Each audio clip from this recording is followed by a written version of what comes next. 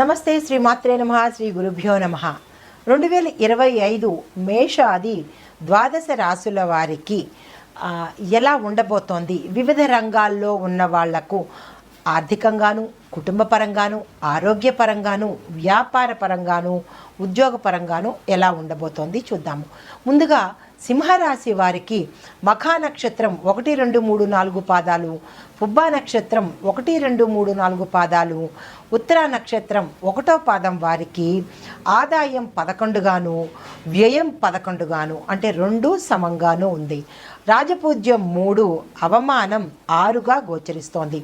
అయితే ఈ రాశిలో గ్రహాలు ఎలాంటి స్థానాల్లో ఉంటున్నాయి అనేది చూసినట్టయితే, ముందుగా గురుడు వృషభ రాశిలో సంచరిస్తూ తదుపరి మిథునంలోకి వెడుతూ తదుపరి కర్కాటకంలో సంచరిస్తూ ఉండే స్థానాలు రాజ్యస్థానము, లాభస్థానము, వ్యయ స్థానంలో గురు సంచారం జరుగుతోంది. అయితే ఇచ్చే ఫలితాలు ధనహాని, ధనలాభము, ధన వ్యయము, ఈ 3 ఫలితాలను గురు ఇస్తున్నాడు. అయితే తదుపరి శనేశ్వరుడు ఏ రాశిలో ఉన్నాడు అంటే, మీనరాశిలో సంచరిస్తూ అష్టమ స్థానంలో సంచరించడం వల్ల దుఃఖాన్ని కలగజేసేటట్టుగా కనపడుతోంది. రాహు కేతువులు ఇద్దరు మీనం కన్యలోను,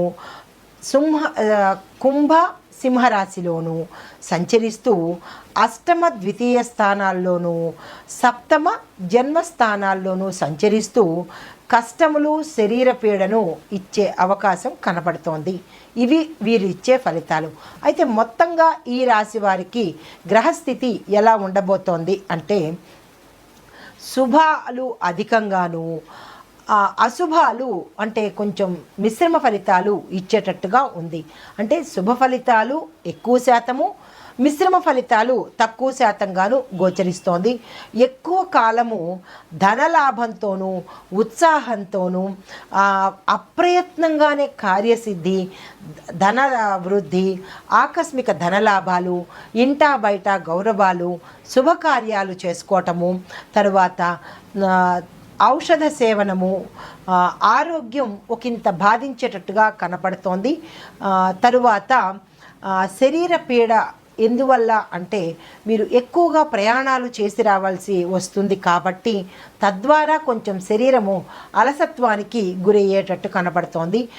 మనోల్లాసము ఎక్కువగా ఉంది. బంధుమిత్రులతో ఉంటారు, శుభకార్యాలు చేసుకుంటారు, వివాహ ప్రయత్నాలు సఫలమవుతాయి. సంతాన ఫలితాలు కూడా మీకు, అంటే సంతానం కోసం చేసే ఫలితాలు కూడా మీకు చక్కని ప్రయోజనాన్ని ఇస్తాయి. కొన్ని చిన్న సమస్యలు ఎదుర్కోవడం తప్పదు. అయితే అవి ఎలాంటివి అంటే, కార్యనాశనము, తరువాత ఏదైనా పని చేస్తే వ్యతిరేకత, ప్రతికూలత కనబడుతోంది. సమస్యలన్నీ ఒక కొలిక్కి వచ్చినట్టే ఉంటాయి, కానీ మళ్ళా మొదటికి వెళ్ళే అవకాశం కనపడుతోంది. నూతన వస్త్ర, వస్తు, భూ, గృహ ప్రాప్తి కనపడుతోంది. మీకు ఇంటికి కావలసినవి మంచి వస్తువులను కొనుక్కునే అవకాశం కనపడుతోంది. సువర్ణాన్ని కూడా కొనే అవకాశం కనపడుతోంది. బంగారు ఆభరణాలు, నూతన వస్త్రాలు కూడా కొనుగోలు చేస్తారు. వృత్తి వ్యాపారాలు, అన్నిట వ్యాపారంలో కానీ, వృత్తిలో కానీ, మీరు చేసే పనిలో, ఉద్యోగంలో కానీ మీకు మంచి గుర్తింపు వచ్చి లాభాలు ఎక్కువ వచ్చే అవకాశం కనబడుతోంది. మిత్రుల వల్ల లాభము, శత్రువులు మిత్రులుగా మారతారు. తర్వాత మీరు ఏ ప్రయత్నం చేసినా అది సక్సెస్ అయ్యే అవకాశం కనబడుతోంది.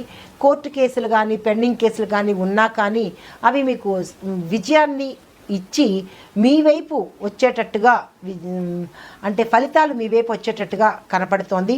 అయితే తక్కువ వారి వలన మీరు మాటలు పడే అవకాశం కనపడుతోంది. మొత్తంగా చూసుకున్నట్టయితే ఫలితాలు మీకు 75% మంచి ఫలితాలే గోచరిస్తున్నాయి. మిగిలిన 25% మిశ్రమ ఫలితాలు గోచరిస్తున్నాయి. కాబట్టి ఏ రంగంలో ఉన్నవాళ్ళైనా సరే మనోవ్యాధికి గురవ్వడం కానీ, లేదా డిప్రెషన్కి లోనవ్వడం కానీ అటువంటి పనులు చేయకండి. అయితే కష్ట నష్టాలు పెరుగుతాయి. భార్యాభర్తల మధ్య, సంతానం మధ్య మూలకంగా కొన్ని చిన్న చిన్న సమస్యలు పెరిగే అవకాశం ఉంది. అధైర్యపడకండి. శరీరాలందు పుళ్ళు కానీ గాయాలు కానీ వచ్చే అవకాశం కనపడుతోంది. చాలా జాగ్రత్తగా వ్యవహరించండి. వాహనాలు నష్టపోయే అవకాశము, స్థిరాస్తి నష్టము కలిగే అవకాశం కనబడుతోంది. అది జాగ్రత్తగా యోచన చేసుకోండి. అయితే ప్రథమార్థంలో కన్నా ద్వితీయార్థంలో అన్ని రకాలుగా మీరు తిరిగి మళ్ళా పుంజుకునే అవకాశం కనపడుతోంది. ఆరోగ్యం మెరుగుపడుతుంది. అనారోగ్యం వాళ్ళకి ఆరోగ్యం మెరుగుపడే అవకాశం ఉంది. శక్తిని పొందుకుంటారు. ధనాభివృద్ధి, ధనము ధాన్యము రెండు వృద్ధి అయ్యే అవకాశం కనబడుతోంది. ఆగిపోయిన పనులు తిరిగి అప్రయత్నంగానే మీరు చేసుకోగలుగుతారు. ఐశ్వర్యము వృద్ధి అవుతుంది. తరువాత ఉద్యోగ వృత్తి వ్యాపారాల్లో అపరిమితమైన ధన లాభాలను మీరు పొందే అవకాశం ఉంది. ఇందాక అనుకున్నట్టుగా 75% మీకు అన్ని రకాలుగా చాలా చక్కనివి లాభదాయకంగానే ఉంది. మిగతా 25% కొంచెం మీకు మిశ్రమ ఫలితాలు ఉన్నాయి కాబట్టి వాటిని మనం పరిష్కారాలతో సానుకూలంగా చేసుకోవచ్చు. అయితే ముందుగా విద్యార్థులకి ఎలా ఉండబోతోంది అంటే, విద్యార్థులకు సానుకూలమైన ఫలితాలు ఉంటాయి. మీరు ఇతర వ్యాపకాల మీద మనసు పెట్టడం తగ్గించి చదువు మీదే పెట్టినట్టయితే కనుక కొన్ని విద్యారంగాల్లో ఉన్నవాళ్ళు, ఉదాహరణకి ఇంజనీరింగ్ వాళ్ళు, డాక్టర్లు చదివేవాళ్ళు, వృత్తిరీత్యా న్యాయ వృత్తిరీత్యా ఉన్నవాళ్ళు, ఇలాంటి కోర్సుల్లో ఉన్న వాళ్ళకి మాత్రము స్టేట్ ర్యాంకులు తెచ్చుకొని విదేశాలు వెళ్ళే అవకాశం కనపడుతోంది. తర్వాత కొన్ని రివార్డులు మీకు త్రుటిలో తప్పిపోయే అవకాశం ఉంది కాబట్టి చాలా జాగ్రత్తగా మీరు వ్యవహరించాలి. అయితే ధన వ్యయం చేత అంటే ఎక్కువగా మీరు కావలసిన కోర్సు కనుక మీరు చెయ్యాలి అని అనుకుంటే ధనాన్ని ఎక్కువగా ఖర్చు పెట్టి మీరు ఆ సీట్లు సంపాదించే అవకాశం కనబడుతోంది. ఏవైనా ఇతర విద్యార్థులకు ఇబ్బందులు ఉంటే కనుక గణేష్ ఆరాధన చెయ్యండి, మీకు సానుకూలమైన ఫలితాలు పొందుతారు. తదుపరి నిరుద్యోగులకు ఇది మిశ్రమ కాలము. అంటే కొంతమందికి ఉద్యోగాలు వస్తాయి, కొంతమందికి ఇంకా ప్రయత్నాలు చేయవలసిన సమయం పడుతుందన్నమాట. కానీ ఒకంత ఆలస్యమైనా కానీ మీరు ఉద్యోగాలు పొందే అవకాశం కనపడుతోంది. కష్టానికి తగిన ఫలితము లేకపోయినా కానీ మీరు అనుకున్న దాంట్లోనే ఉద్యోగం పొందే ప్రయత్నం కనపడుతుంది. అయితే తక్కువ స్థాయి ఉద్యోగాలు పొందే అవకాశము, మీదేమో క్వాలిఫికేషన్ పెద్దది, కానీ మీరు తక్కువ స్థాయి ఉద్యోగాలు చేయవలసిన సమయము కొంతకాలమే కాబట్టి దాన్ని మీరు చేజేతులా పాడు చేసుకోకుండా ఒప్పుకోవటమే మంచిదిగా చెప్పడం జరిగింది.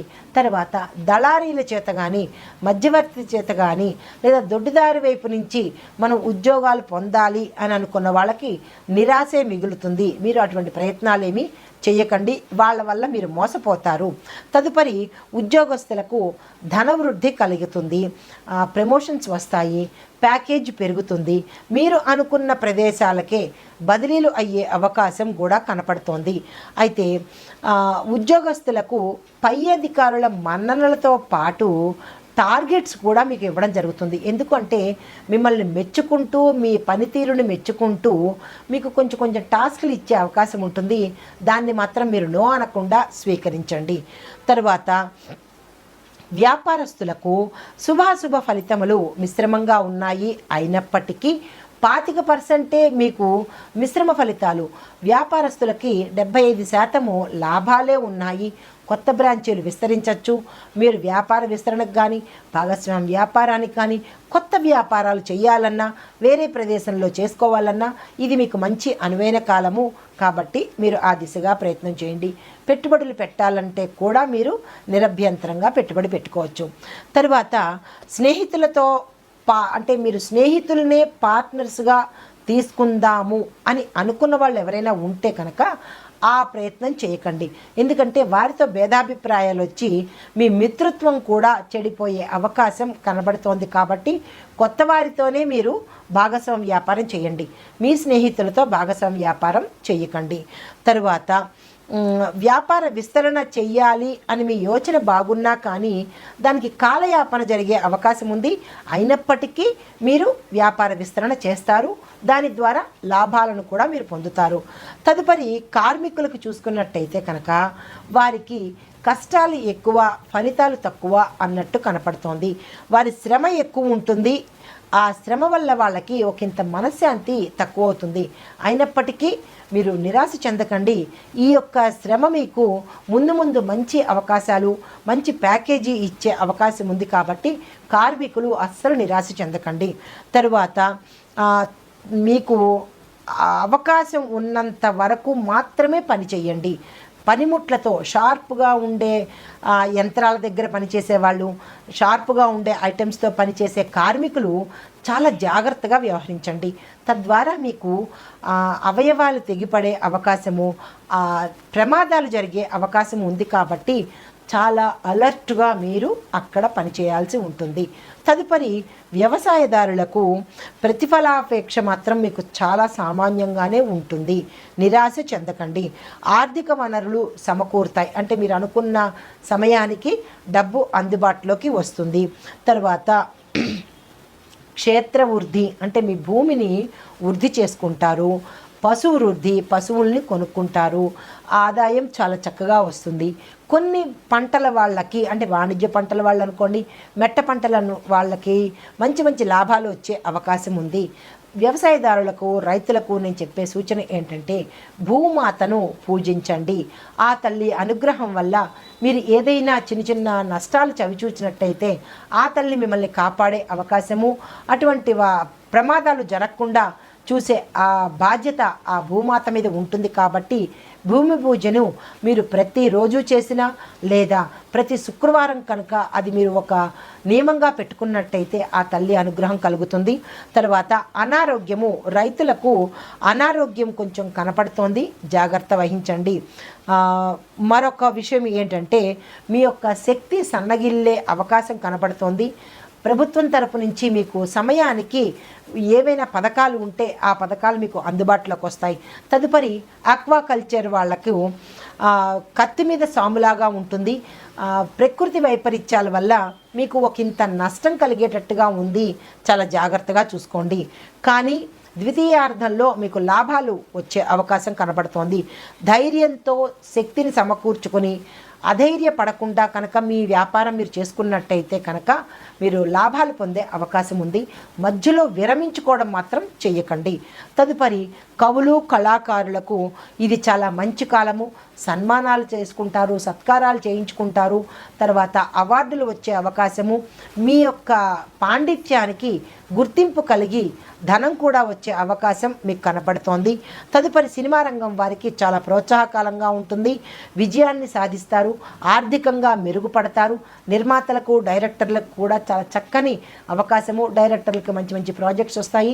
నిర్మాతలు పెట్టిన పెట్టుబడికి నాలుగింత లాభాలు వచ్చే అవకాశం కనబడుతోంది. తదుపరి రాజకీయ నాయకులకు శుభాశుభ ఫలితాలు మిశ్రమంగా గోచరిస్తోంది.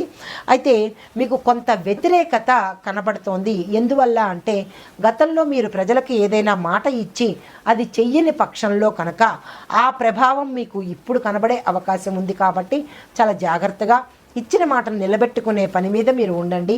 దీనివల్ల మీకు అధిష్టానంలోనూ ఇటు ప్రజల్లోనూ గౌరవం పెరిగే అవకాశం కనబడుతోంది. లేదు అంటే కనుక మీరు ఉన్న పదవికే భంగం వాటిల్లే అవకాశం ఉంది.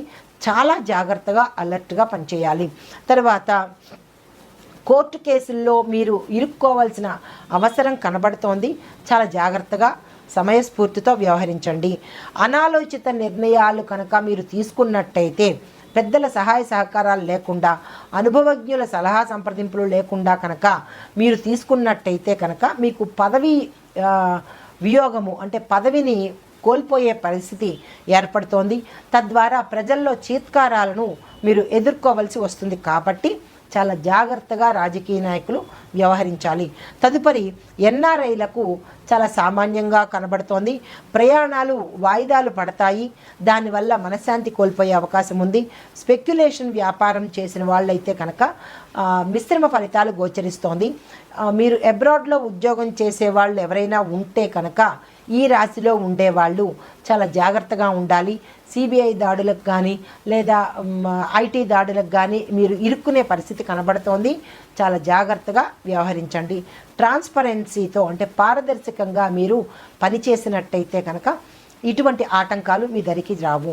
అయితే ఇప్పుడు పరిహారాలు సూచనలు చూసుకున్నట్టయితే కనుక ఈ సంవత్సరంలో మీరు గురు, శని, రాహు, కేతువులకు గ్రహశాంతి చేయించడం కానీ, నవగ్రహ ఆలయాలు దర్శించడం కానీ చేస్తూ జపాలు దానాలు ఇచ్చుకున్నట్టయితే కనుక సానుకూలమైన ఫలితాలు మీరు పొందే అవకాశం కనబడుతోంది.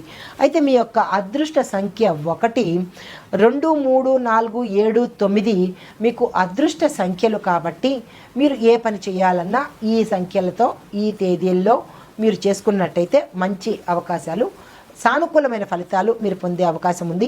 ఆది, సోమ, గురు, మంగళవారాలు మీకు కలిసి వచ్చే అదృష్ట వారాలు. ఇది ఈ రాశి వారికి చెప్పదగిన ఫలితాలు, పరిహారాలు. మొత్తంగా ఈ రాశి వాళ్ళకి ఈ 75% మంచి ఫలితాలే ఉన్నాయి, 25% కాబట్టి ఈ పరిహారాలను మీరు పాటించుకుంటూ ఆ శాతాన్ని కూడా మీరు 100% చేసుకుంటారని ఆశిస్తూ పేరున ప్రతి ఒక్కళ్ళకి నూతన సంవత్సర శుభాకాంక్షలు.